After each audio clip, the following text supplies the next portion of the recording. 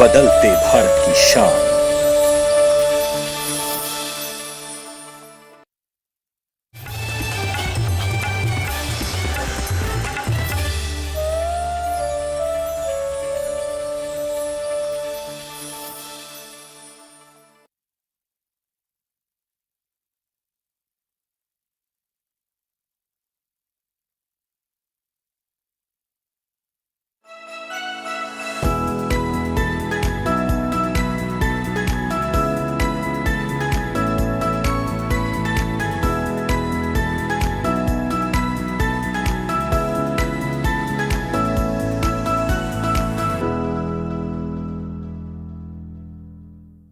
नमस्कार, आप देख रहे हैं दूरदर्शन किसान कार्यक्रम कृषि दर्शन में आप सभी का स्वागत है। मैं हूं ज्योत्सना टंडन।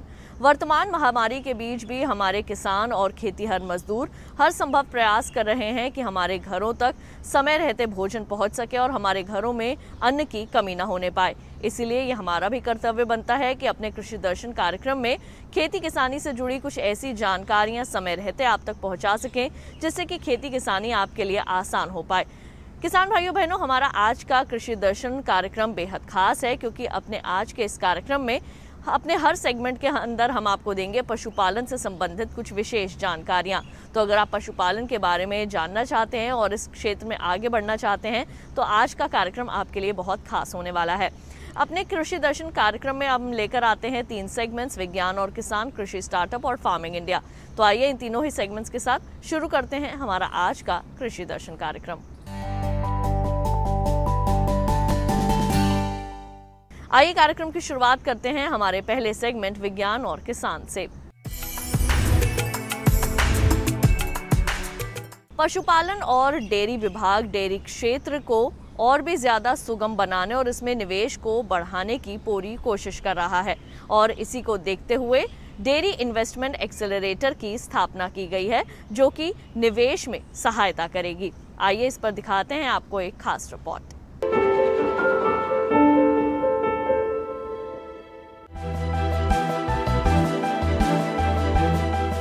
इन्वेस्टमेंट एक्सेलरेटर की स्थापना का मकसद निवेश अवसरों के मूल्यांकन के लिए विशिष्ट जानकारी प्रदान करना, सरकारी योजनाओं के लिए आवेदन संबंधित सवालों का जवाब देना, रणनीतिक साझेदारों के साथ जुड़ना, राज्य के विभागों और संबंधित प्राधिकरणों के साथ जमीनी रूप से सहायता प्रदान करना है।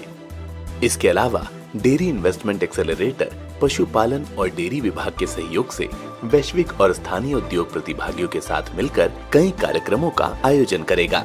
साथ ही निवेशकों के साथ आमने सामने चर्चा करेगा, जिससे उनके दृष्टिकोण को समझा जा सके, सरकारी अधिकारियों के साथ उनकी सीधी बातचीत को सुगम बनाया जा सके और उद्योग के दूसरे निवेशकों के साथ जुड़ा जा सके। डेयरी इन्वेस्टमेंट एक्सेलरेटर के माध्यम से निवेशकों के बीच पशुपालन अवसंरचना विकास कोष के बारे में जागरूकता फैलाने का भी काम किया जाता है। 15,000 करोड़ रुपए के इस कोष के अंतर्गत उद्यमियों, निजी कंपनियों, MSME, किसान उत्पादक संगठनों और संभाग 8 कंपनियों को वित्तीय सहायता प्रदान की जाती है। पात्र संस्थाओं की ओर से इस योजना का लाभ डेयरी प्रसंस्करण और संबंधित मूल्य संवर्धन की बुनियादी अवसंरचना, मांस प्रसंस्करण और संबंधित मूल्य संवर्धन बुनियादी अवसंरचना के साथ साथ पशु आहार संयंत्र के क्षेत्रों में नई इकाइयों की स्थापना या मौजूदा इकाइयों के विस्तार के लिए उठाया जा सकता है। ऋण 6 साल में अदा करना है। निर्धारित अवधि में अदा न करने वालों को 2 साल की छूट मिलेगी और ब्याज में 3% की सब्सिडी दी जाएगी। साथ ही 750 करोड़ रुपए की क्रेडिट गारंटी भी। इस कोष से उन सभी निजी कंपनियों, विशिष्ट उद्यमियों और स्टार्टअप को प्रोत्साहित किया जाता है जो dairyaccelerator@ismgr.nic.in पर डेयरी क्षेत्र में निवेश करने और इन्वेस्टमेंट एक्सेलरेटर तक पहुंच प्राप्त करने में दिलचस्पी दिखाते हैं। डेयरी क्षेत्र के बाजार में वृद्धि के लिए प्रसंस्करण, शीतलन, लॉजिस्टिक और पशु चारे के लिए महत्वपूर्ण बुनियादी अवसंरचना निवेश की जरूरत होती है। इसके अलावा मूल्य संवर्धित डेयरी उत्पादों, ताजा दूध और निर्यात जैसे क्षेत्रों में नए आकर्षक अवसर मौजूद हैं। डेयरी क्षेत्र में पर्याप्त रूप से प्रत्यक्ष विदेशी निवेश किया जा रहा है, जो कि भारतीय खाद्य क्षेत्र में कुल विदेशी निवेश का लगभग 40% है। आइए कार्यक्रम कृषि दर्शन में बढ़ते हैं आगे और आपको बता दें कि जुलाई माह में आपने पशुपालन से संबंधित कौन कौन से मुख्य कार्य करने हैं, कौन कौन सी सावधानियां अपने पशुओं को लेकर ध्यान में रखनी है। जुलाई में अधिकांश हिस्सों में वर्षा ऋतु आने की संभावना रहती है तथा कुछ स्थानों पर आंधी तूफान के साथ वर्षा होती है। ऐसे में गर्मी व नमी जनित रोगों से पशुओं को बचाएं। कीचड़, बाढ़ आदि का प्रभाव पशुओं पर न्यूनतम हो, ऐसे उपाय अभी से करें। वर्षा जनित रोगों से बचाव के उपाय नहीं भूलें। अतः परजीवी व कृमिनाशक घोल या दवा देने का समय भी यही है। मुंहपका, खुरपका रोग, गलघोटू, ठप्पा रोग, फड़किया रोग आदि के टीके नहीं लगवाए हो तो कृपया अभी लगवा लें। विशेष रूप से वयस्क भेड़ और बकरियों को फड़किया रोग का टीका लगवाएं। पशु ब्याहने के 2 घंटे के अंदर नवजात बछड़े व बछड़ियों को खीस यानी प्रथम स्तन्य अवश्य पिलाएं। ज्यादा दूध देने वाले पशुओं को ब्याहने के 7 से 8 दिन तक दुग्ध ज्वर होने की संभावना अधिक होती है। इस रोग से पशु को बचाने के लिए गाभीन अवस्था में उचित मात्रा में सूर्य की रोशनी मिलनी चाहिए। और इसी के साथ कार्यक्रम कृषि दर्शन में वक्त हो चला है एक छोटे से ब्रेक का। जल्द लौटेंगे वापस अपने अगले सेगमेंट कृषि स्टार्टअप के साथ।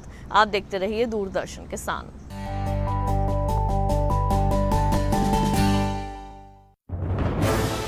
कोरोना वायरस के खतरे से बचते हुए फसल की कटाई, बिक्री, खरीद, नई फसल की जुताई और बुआई सुरक्षित हो सकती है अगर हम लगातार हाथों को साबुन और साफ पानी से नियमित अंतराल पर धोते रहें। नाक, मुंह को मास्क, गमछे या कपड़े से ढक कर रखें। आंख, कान, नाक, मुंह न छुएं। आपस में 2 गज की दूरी बनाए रखें। मास्क और 2 गज की दूरी के मंत्र को अभी हमें छोड़ना नहीं है। फसलों की बुवाई एवं कटाई करते समय आपस में कम से कम 2 गज की दूरी बनाए रखें। फसल की कटाई करने के बाद छोटे छोटे ढेरों में इकट्ठा करें। कृषि के औजारों की समय समय पर सफाई करें।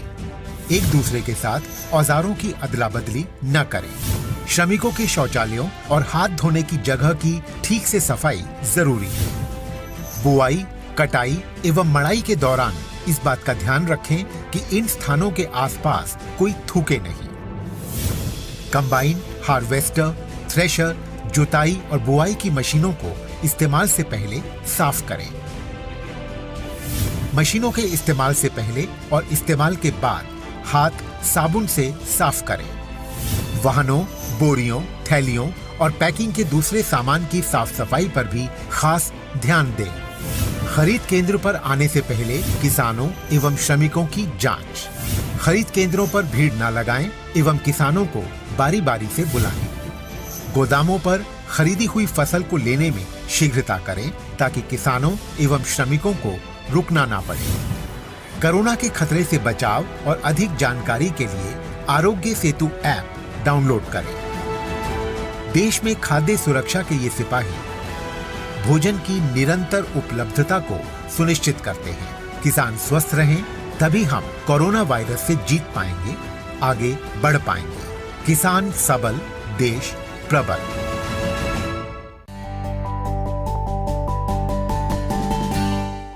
ब्रेक के बाद एक बार फिर आप सभी का स्वागत है कार्यक्रम कृषि दर्शन में।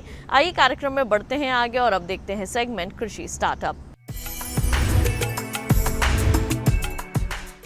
कहते हैं ना, जहां चाहा है वहां रहा है। अगर आप किसी भी क्षेत्र में कड़ी मेहनत और परिश्रम करते हैं तो निश्चित तौर पर आपको उसमें सफलता हासिल होती है। आज हम आपकी मुलाकात करवाएंगे हमारे सफल किसान सुल्तान सिंह जी से। जब भी मछली पालन का नाम आता है तो सबसे पहले उन्हीं का नाम लिया जाता है, क्योंकि मछली पालन के क्षेत्र में न केवल देश बल्कि विदेशों में भी उन्होंने काफ़ी ज़्यादा काम किया है। तो आइए दिखाते हैं उनकी सफलता की ये कहानी और आपको बता दें कि मछली पालन के क्षेत्र में उनके इस योगदान के लिए उन्हें पद्मश्री पुरस्कार से भी सम्मानित किया गया है। कहते हैं कि जब हम किसी काम को पूरी मेहनत और जज्बे के साथ करते हैं तो उसमें हमें एक न एक दिन कामयाबी जरूर मिलती है। इसका जीता जागता उदाहरण बुटाना गांव के किसान सुल्तान सिंह है। अगर बात की जाए मछली पालन की तो इस क्षेत्र में सुल्तान सिंह का नाम सबसे ऊपर है। जिन्होंने मछली पालन के क्षेत्र में देश एवं विदेशों में नाम कमाया है। यही कारण है कि भारत सरकार ने इन्हें पद्मश्री पुरस्कार से नवाजा है। बीए पास करने के बाद 56 वर्षीय सुल्तान सिंह ने करीब 36 साल पहले 500 रुपए में तालाब पट्टे पर लेकर मछली पालन शुरू किया था। पहली ही बार में 20,000 रुपए खर्च करके उन्हें 1.5 लाख रुपए की बचत हुई थी। इसके बाद उन्होंने पीछे मुड़कर नहीं देखा। मेरे फादर की ये वर्डिंग थी, कल को तू तो खड्डे खोद देगा सारी जमीन में, तेरे बच्चे क्या खाएंगे। लेकिन मैंने उनको पूरा आश्वासन दिया, भाई मैं खड्डे अगर खोद दूंगा तो मैं उसको कामयाब भी करके दिखाऊंगा। सुल्तान सिंह ने सिर्फ 500 रुपए निवेश किए और सुल्तान लखपति बन गए। कामयाबी के शिखर पर पहुंचने के लिए उन्होंने जो रास्ता अपनाया, उसके लिए सरकार ने इनकी काफी सराहना की है। पद्मश्री मिलने से सुल्तान सिंह के परिवार के साथ साथ पूरे इलाके में खुशी की लहर दौड़ गई। क्षेत्र से सुल्तान सिंह पहले ऐसे व्यक्ति हैं जिन्हें ये अवार्ड मिला है। पशुपालन की शुरुआत इन्होंने 5 एकड़ से की थी, अब ये 30 एकड़ तक पहुंच चुका है। मैंने एक छोटा सा प्लांट लगाया और वो प्रोसेसिंग यूनिट है हमारी। उसके अंदर मैंने हर तरीके की मछली को, जो कांटे ज्यादा रहते थे मछली के अंदर, लोग खाना पसंद नहीं करते थे, भाई गले में फंस जाएगा, मर जाएंगे, जो इन लोगों की ऐसी थिंकिंग थी, तो हमने उसको पनीर के रूप में तैयार किया। पनीर के रूप में तैयार करके उस कांटा स्किन सब निकाल के और उसको हमने एक वैल्यू एडिशन दे के उसके हमने प्रोडक्ट बनाया। उस प्रोडक्ट का नाम है हमारे कटलेट है, बर्गर है, फिंगर है, टिक्के है, सूप है। मछली पालन हमेशा से किसान भाइयों के लिए बेहद ही मुनाफे का क्षेत्र साबित होता रहा है। अगर किसान अपनी सूझबूझ और बाजार की मांग को देखते हुए मछली पालन करें तो आगे भी मछली व्यवसाय किसानों के लिए लाभकारी साबित हो सकता है। साथ ही साथ किसानों की आय दोगुनी करने में ये काफी हद तक मददगार साबित हो सकता है। कार्यक्रम कृषि दर्शन में वक्त हो चला है एक और छोटे से ब्रेक का। जल्द लौटेंगे वापस अपने अगले सेगमेंट फार्मिंग इंडिया के साथ। कहीं मत जाइए, देखते रहिए दूरदर्शन किसान।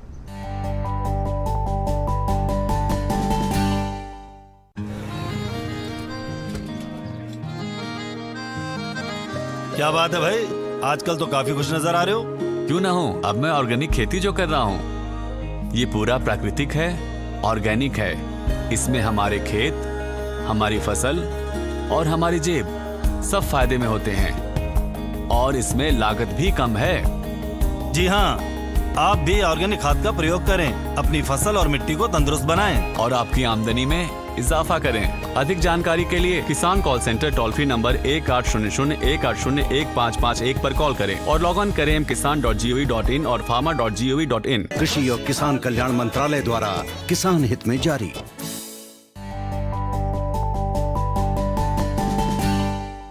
ब्रेक के बाद एक बार फिर आप सभी का स्वागत है कार्यक्रम कृषि दर्शन में। आइए कार्यक्रम में बढ़ते हैं आगे और अब देखते हैं सेगमेंट फार्मिंग इंडिया।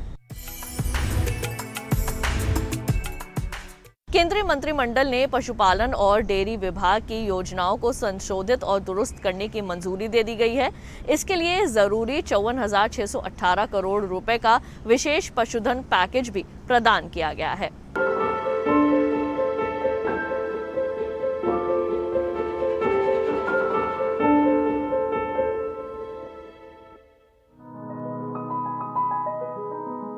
विशेष पैकेज को ये मंजूरी प्रधानमंत्री नरेंद्र मोदी की अध्यक्षता में आर्थिक मामलों की मंत्रिमंडल समिति ने दी है और ये कदम अगले 5 वर्षों के लिए है, जिसकी शुरुआत 2021 और 22 से मानी जाएगी।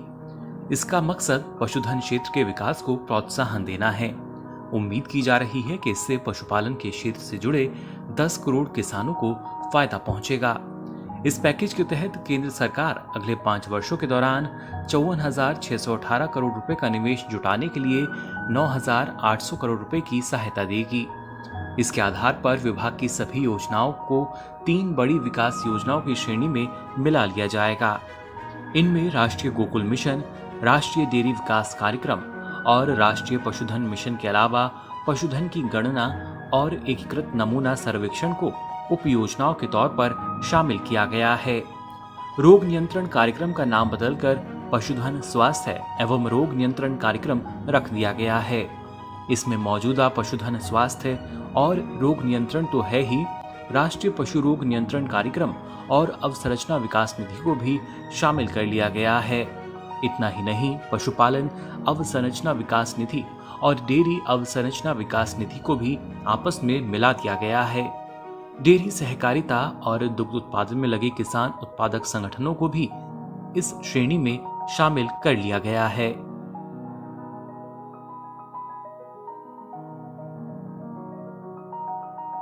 इंसान की बेवजह दखलंदाजी पर्यावरण को नुकसान पहुंचा रही है। खासकर अलग अलग पारिस्थितिकी तंत्रों पर इसका बुरा असर पड़ रहा है। जैसे कि हम सभी जानते हैं कि समुद्रों में पानी के नीचे एक पूरी दुनिया बसती है और अब पर्यावरण का बुरा असर उस पर भी पड़ने लगा है। समुद्र के नीचे जो दुनिया रहती है वो कहीं ना कहीं हमारे इंसानों के लिए कहा जा सकता है कि उपयोगी है, लेकिन अब जो उनके जीवन को नुकसान पहुंच रहा है उसके लिए कहीं ना कहीं इंसान भी जिम्मेदार है। हालांकि हमारी सरकार इस दुनिया को बचाने का हर संभव प्रयास कर रही है।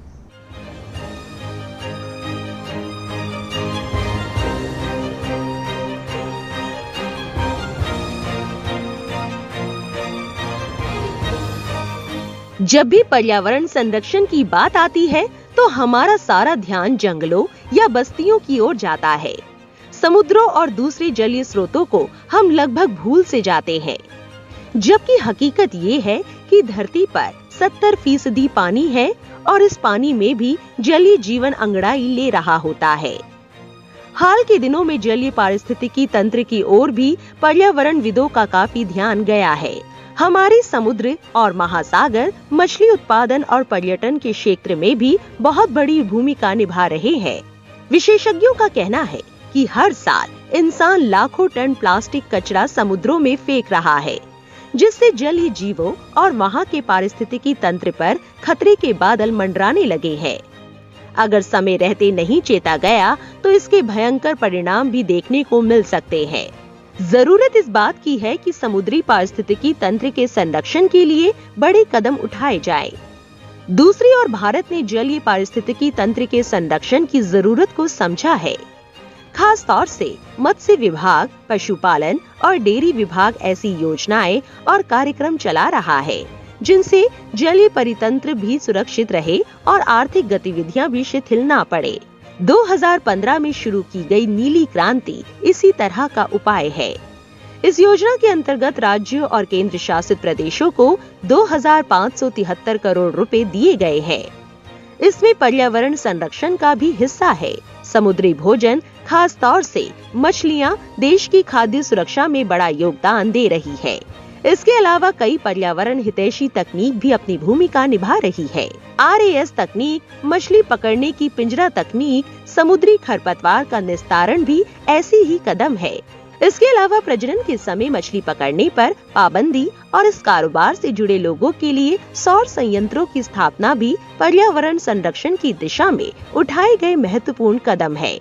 इसी तरह पिछले साल आत्मनिर्भर भारत अभियान के तहत प्रधानमंत्री मत्स्य संपदा योजना के लिए 20,050 करोड़ रुपए दिए गए। इस योजना में मछलियों और उनके पारिस्थितिकी तंत्र की सुरक्षा का भी पूरा ख्याल रखा गया है। इसी तरह भारतीय मत्स्य सर्वेक्षण मछली कारोबार में इस तरह के उपायों को अपनाने पर जोर दे रहा है, जिससे मछली कारोबार से समुद्री पर्यावरण को कम से कम नुकसान हो।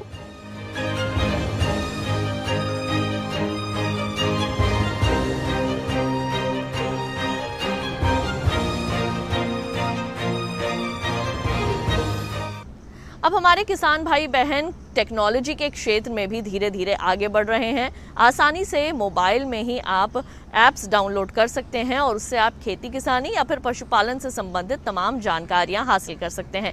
जैसे कि हमने कार्यक्रम के शुरुआत में कहा, अपने आज के इस कार्यक्रम में हम आपको पशुपालन से संबंधित देंगे हर जानकारियां। तो आज हम आपको बताने वाले हैं ई गोपाला ऐप के बारे में, किस तरह से आप इसे डाउनलोड कर सकते हैं और कैसे इससे लाभ प्राप्त कर सकते हैं। आइए जानते हैं। हमारे देश में आबादी का एक बड़ा हिस्सा पशुपालन से जुड़ा है। गांव में तो आमदनी का एक अच्छा खासा हिस्सा पशुपालन से आता है और इसीलिए पशुओं को पशुधन कहा जाता है। पशुपालन को बढ़ावा देने के लिए प्रधानमंत्री श्री नरेंद्र मोदी के नेतृत्व वाली सरकार ने कई अहम कदम उठाए हैं। इसी क्रम में हाल ही में प्रधानमंत्री श्री नरेंद्र मोदी जी ने पशुपालक किसानों के लिए ई गोपाला ऐप लॉन्च किया है। ई गोपाला ऐप किसानों और पशुपालकों के लिए काफी काम का है। इस ऐप के जरिए पशुपालकों को तकनीकी जानकारी मिलेगी। इससे डेयरी किसानों को भी फायदा होगा। इस ऐप से उन्हें अपने स्मार्टफोन पर कई तरह की जानकारियाँ मिल जाएंगी। यह ऐप उनकी मदद करने और पशु उत्पादकता को बढ़ाने के लिए ऑनलाइन डिजिटल माध्यम है। इससे किसानों पशुपालकों को उच्च कोटि के वीर्य, भ्रूण और पशु की उपलब्धता की जानकारी और उन्हें खरीदने की सुविधा मिलेगी। इसके साथ ही स्थानीय आहार संसाधनों से संतुलित राशन तैयार करने की भी जानकारी इस ऐप के जरिए मिल सकेगी। ई गोपाला ऐप पर आयुर्वेद, पशु चिकित्सा और कम लागत के औषधि उपचारों की भी जानकारी उपलब्ध रहेगी। सरकार के इस कदम से न सिर्फ हमारे गांव बल्कि हमारे पशुपालकों को आत्मनिर्भर बनने में मदद मिलेगी। इस ऐप को गूगल प्ले स्टोर से डाउनलोड कर सकते हैं। इसमें पशुपालकों को अपने रजिस्टर्ड मोबाइल नंबर से लॉगिन करना होगा। इसके बाद 6 विकल्प दिखाई देंगे। मेरा पशु आधार विकल्प में किसान अपने नए पुराने पशु की जानकारी देख सकते हैं और नए पशुओं का रजिस्ट्रेशन करवा सकते हैं। अलर्ट्स में किसानों को पशु के टीकाकरण की तारीख जैसी सूचनाएं भी मिलेंगी। और चलते चलते नजर डालते हैं ट्विटर प्लेट पर, जिसमें हम आपको जानकारी देने वाले हैं पशुओं में ईयर टैगिंग के फायदों के बारे में। पशु स्वास्थ्य रक्षा कार्यक्रम के अंतर्गत पशुओं की ईयर टैगिंग एवं खुरपका, मुंहपका तथा ब्रूसेलोसिस टीकाकरण कार्यक्रम। सभी पशुओं का टीकाकरण के पूर्व ईयर टैग और कनैली लगाकर रजिस्ट्रेशन करवाना अनिवार्य है। ये टैगिंग पूर्णतः निःशुल्क है। ये पशुओं के लिए आधार कार्ड की तरह है। इसके साथ पशुपालकों को स्वास्थ्य कार्ड भी वितरित किया जाएगा, जिसे सुरक्षित संधारित रखना पशुपालकों की जिम्मेदारी होगी। ईयर टैगिंग के दौरान टीकाकरण प्रमाण पत्र निःशुल्क उपलब्ध कराया जा रहा है, जिससे पशुओं को टीकाकरण एवं कृमिनाशक दवा की पूर्ण विवरणी के साथ आगामी तिथि का निर्धारण भी अंकित रहेगा। तो किसान भाइयों बहनों, हमारे आज के कृषि दर्शन कार्यक्रम के इस अंक में बस इतना ही। अगर आप इस कार्यक्रम को देखना चाहते हैं तो टीवी पर दिखाए जा रहे QR कोड को स्कैन कीजिए या फिर दूरदर्शन किसान के YouTube चैनल पर भी आप इस कार्यक्रम को देख सकते हैं। कृषि दर्शन आपका अपना कार्यक्रम है। अगर आप अपने कोई सुझाव देना चाहते हैं तो हमें पत्र लिखिए। हमारा पता है कृषि दर्शन, कमरा नंबर 58, CPC दूरदर्शन, खेलगांव, नई दिल्ली 110049। अगर आप हमें ईमेल करना चाहते हैं तो ईमेल ID है krishidarshandddk@gmail.com। तो आज के लिए केवल इतना ही। मुझे दीजिए इजाजत। आप सभी अपना रखिए ख्याल। नमस्कार।